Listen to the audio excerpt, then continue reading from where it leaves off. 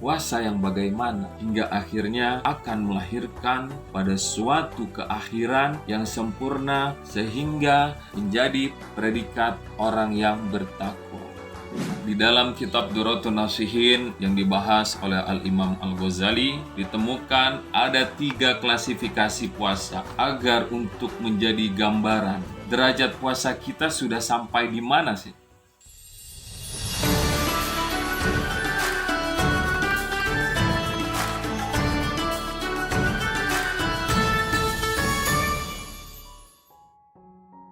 Bismillahirrahmanirrahim. Assalamualaikum warahmatullahi wabarakatuh.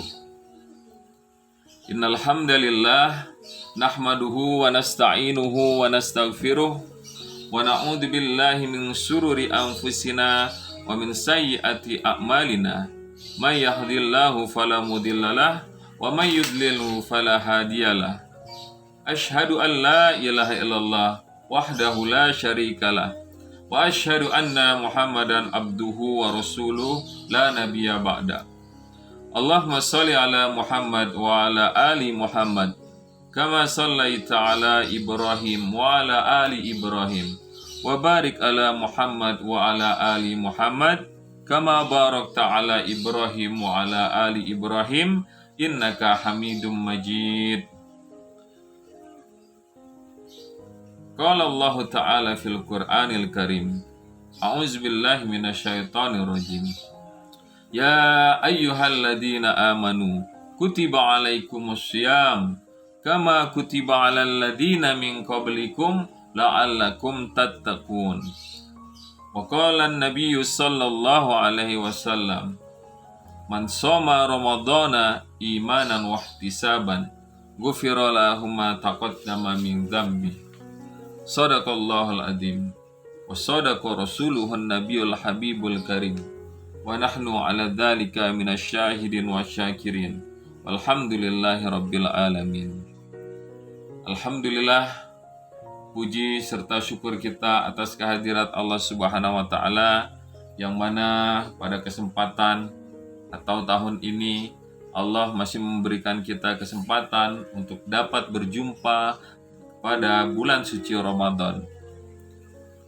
Salawat dan salam marilah kita haturkan kepada junjungan kita, yaitu Nabi besar Muhammad sallallahu alaihi wasallam yang telah membawa kita dari zaman yang kegelapan hingga zaman yang terang benderang seperti sekarang ini. Ikhwati fillah yang dirahmati oleh Allah Subhanahu wa taala. Rasulullah sallallahu alaihi wasallam bersabda, man shoma ramadhana imanan wahtisaban ghufira lahu ma taqaddama min dzambi. Yang artinya, barang siapa yang berpuasa di bulan suci Ramadan dan penuh keyakinan yang sangat luar biasa kepada Allah Subhanahu wa taala dan hanya mengharap ridho dari Allah Subhanahu wa taala, maka dosa-dosanya insya Allah akan dihapus oleh Allah Subhanahu wa taala dari dosa-dosa yang telah diperbuat.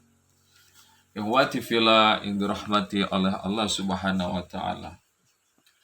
Seperti yang telah kita ketahui bersama bahwasanya bulan Ramadan adalah bulan yang penuh keberkahan, yang di dalamnya begitu banyak amalan-amalan atau ibadah-ibadah yang pahalanya akan dilipat gandakan oleh Allah Subhanahu wa taala.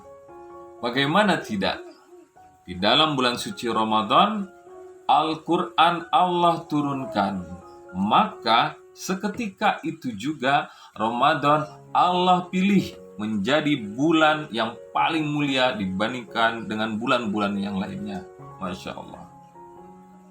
Selain itu, Allah takdirkan pula, Allah hadirkan malam Lailatul Qadar pada bulan Ramadan. Maka jika kita beribadah di malam itu, maka insya Allah Allah akan berikan pahalanya yang lebih baik daripada 1000 bulan. Masya Allah, tabarakallah. Ikhwati fillah yang dirahmati oleh Allah Subhanahu wa taala. Berbicara mengenai bulan suci Ramadan, bahwasanya di dalam bulan suci Ramadan kewajiban yang paling utama adalah sudah tentu kewajiban saum atau yang sering kita sebut dengan puasa. Sebagaimana yang telah Allah firmankan di dalam surat Al-Baqarah. A'udzubillahi minasyaitonirrajim. Ya ayyuhalladzina amanu kutiba alaikumusyamu kama kutiba alal ladzina min qablikum la'allakum tattaqun. Yang artinya, wahai orang-orang yang beriman, diwajibkan atas kamu untuk berpuasa sebagaimana telah diwajibkan atas orang-orang sebelum kamu agar kamu bertakwa. Di dalam ayat ini, selain menjelaskan tentang kewajiban berpuasa, di ujung ayatnya menjelaskan tentang apa endingnya, apa sih sasarannya dari puasa itu, yaitu la'allakum tattaqun, agar kalian menjadi orang yang bertakwa. Jadi, kemungkinan besar jika kita ingin meraih predikat muttaqin atau predikat menjadi orang-orang yang bertakwa, salah satu jalannya adalah dengan berpuasa ini.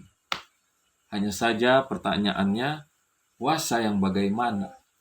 Hingga akhirnya akan melahirkan pada suatu keakhiran yang sempurna sehingga menjadi predikat orang yang bertakwa.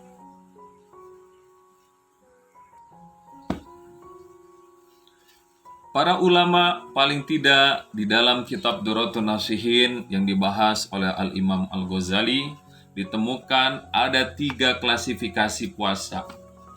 Agar untuk menjadi gambaran derajat puasa kita sudah sampai di mana sih? Puasa terbagi menjadi 3 klasifikasi, 3 kriteria. Yang pertama, ada yang disebut dengan puasa awam. Artinya, puasa standar, puasa guyub, puasa awam, puasa pada umumnya, puasa mayoritas, sebatas hanya bisa menahan lapar, menahan dahaga sejak sahur sampai maghrib, itu sudah puasa. Termasuk golongan puasa awam. Hanya menahan lapar, hanya menahan minum, menahan yang membatalkan dari segala yang membatalkan puasa. Kalau standar ini kita pakai, rasanya kita sudah lulus di standar ini. Kita hanya baru mempuasakan mulut kita, kerongkongan kita, baru mempuasakan kehormatan kita, hanya sampai di situ. Sementara untuk sampai derajat ketakwaan yang ingin kita raih, rasanya tidak berhenti di klasifikasi ini. Ada derajat yang kedua, yang namanya adalah puasa khawas.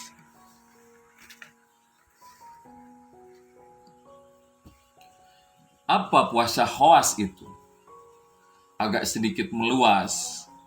Yang dipuasakan itu bukan hanya sebatas perut menahan dari lapar, bukan hanya sebatas menahan kerongkongan dari dahaga. Maka puasa khawas agak meningkat sedikit.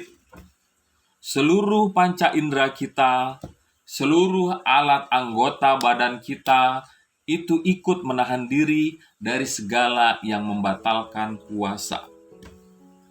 Jadi, kalau perut hanya menahan lapar,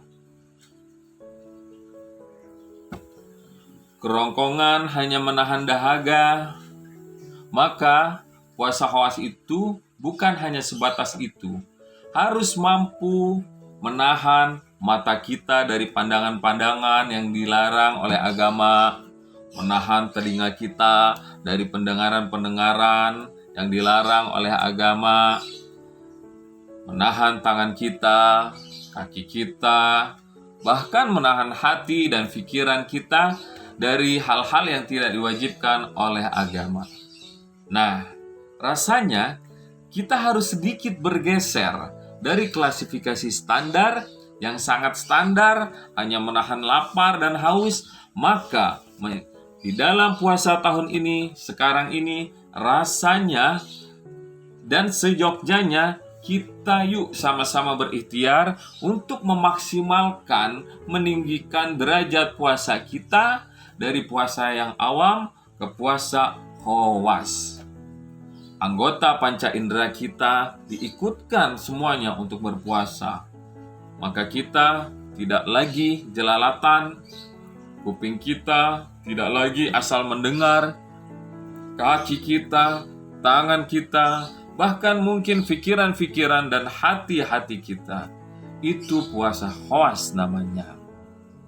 Bahkan ada tingkatan klasifikasi yang sangat paripurna, yang sangat ideal. Dan memang untuk makom seperti kita, untuk posisi seperti kita, ini sulit rasanya untuk bisa sampai di makom yang seperti ini. Ini adalah kelasnya puasa para nabi, para rasul, para wali. Yang dipuasakan bukan hanya perut, yang dipuasakan bukan hanya tenggorokan, yang dipuasakan bukan hanya panca indera saja, tapi denyut nadi, kemudian juga pikiran-pikiran, hati ikut bertasbih, ikut berpuasa dari perbuatan-perbuatan yang dilarang oleh Allah Subhanahu wa Ta'ala. Nah, dari 3 klasifikasi ini wajar kemudian kalau kita menyadari diri sendiri sudah sampai di level mana puasa kita. Karena kita akan ingin mengejar target akhir dari puasa tadi adalah la'allakum tattaqun, bahwa puasa besar kemungkinan akan membuat posisi kita menjadi orang-orang yang bertakwa. Rasanya sulit kalau kita hanya mengharapkan puasa yang standar, kemudian kita akan merubah posisi kita menjadi orang yang bertakwa. Maka oleh karena itu, mulai hari ini kita sedikit nawaitu, bismillah, untuk merubah puasa kita ini dari puasa awam, puasa yang standar, menjadi puasa yang minimal adalah puasa khawas. Puasa yang bisa memuasakan lapar kita, menahan hati haus kita, tetapi juga menahan seluruh panca indera kita dari perbuatan-perbuatan durhaka dan maksiat kepada Allah. Hanya saja kita perlu menggali lebih dalam apa itu tattaqun, bertakwa ini sebetulnya apa sih batasannya, kriteria orang-orang yang bisa dikatakan bertakwa. Karena pertama dalam takwa itu sendiri sudah digaransi oleh Allah Subhanahu wa Ta'ala dalam ayat faqad fazal muttaqun, berbahagialah orang-orang yang bertakwa. Allah Subhanahu wa Ta'ala berfirman dalam surat At-Talaq, wa may yattaqillaha yaj'al lahu makhraja, bahwasanya Allah akan memberikan jalan solusi untuk orang yang bertakwa. Wa yarzuqhu min haitsu la yahtasib, dan Allah janjikan kepada orang yang bertakwa bahwasannya hamba-hambanya yang bertakwa akan diberikan rezeki dari arah yang tidak disangka-sangka.